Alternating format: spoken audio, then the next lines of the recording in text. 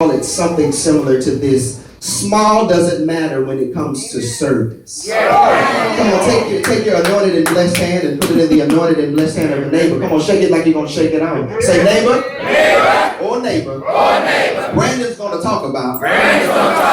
Small doesn't matter when it comes to service. Have your seats in the Again, we're moving very expeditiously. I have a very limited amount of time. So I'll ask that you give me your attention as we move through the scriptures. Old Testament scholar Alan P. Ross, he informs us in his book, he says that the book of Proverbs is a marvelous collection of wise sayings and instructions for living a useful and effective life. I'm going to say that one more time so I'll make sure you get it. If you're taking notes, this is a good one. The book of Proverbs is a marvelous collection of wise sayings and instructions for living a useful and effective life. The overall genre of the book of Proverbs is a wisdom book.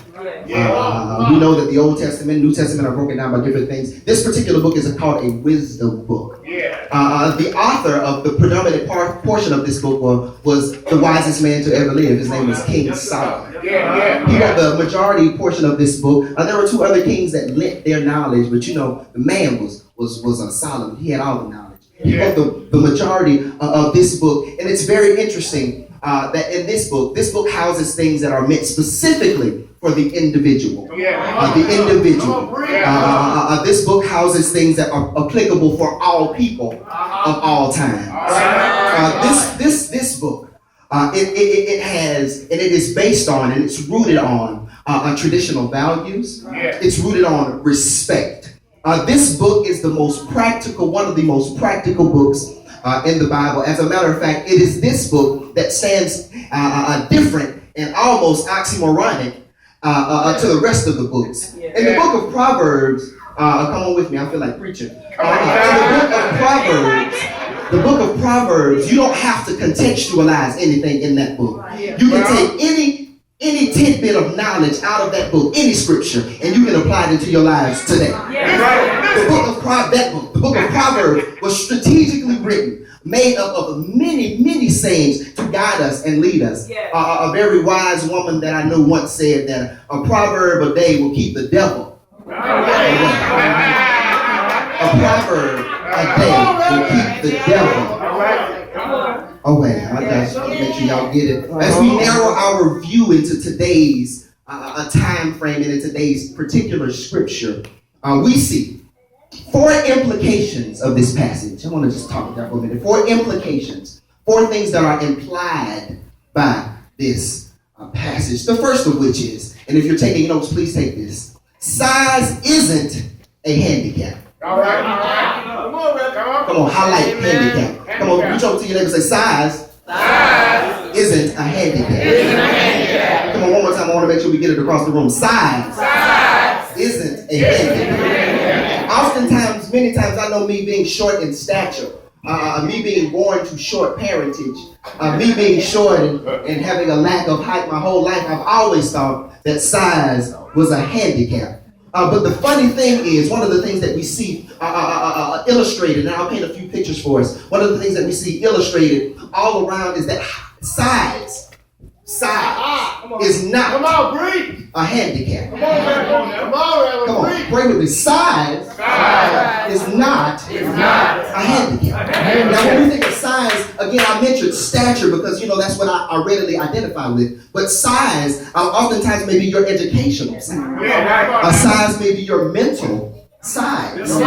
Your emotional, psychological, physical, financial. Your faith size, your financial size. Sometimes it can be small, but we must understand that these are not handicaps. And when you think of a handicap, what do you think of? Something that impedes me from doing what it is that I was meant to do. A handicap. Paul had a handicap. If I have any Pauline scholars in here, you'll understand and recognize the passage where Paul said, I was given a thorn. I was given a thorn to buffet me. A messenger of Satan is what he said. And that was a handicap. But did that handicap stop Paul? Did the handicap stop Paul? Paul, we're going to paint a few pictures. Moses had a handicap. Moses said, Lord, if you send me, I'm going to stutter.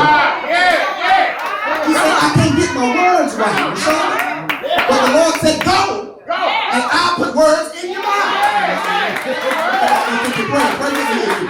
He said, go, and I'll put words in your mouth. Size is not handicap. The second thing we're going to talk about is size is not hindrance. Maybe I feel God. Size is not hindrance. Come on, say, reach over and say, size is not a hindrance. Oftentimes we think our economic status, our socioeconomic makings, our educational situations will hinder us or keep us from seeing God. But if you follow me, any Bible scholars, we know that there was a tax collector by the name of Zacchaeus. I'm in the book. Zacchaeus, he wanted to see God so bad. Zacchaeus climbed his heaven behind in a sycamore tree. He said, no matter what, I'm going to see God's size is not a hindrance. Size, thirdly, if you're taking notes, is not a sign of helplessness.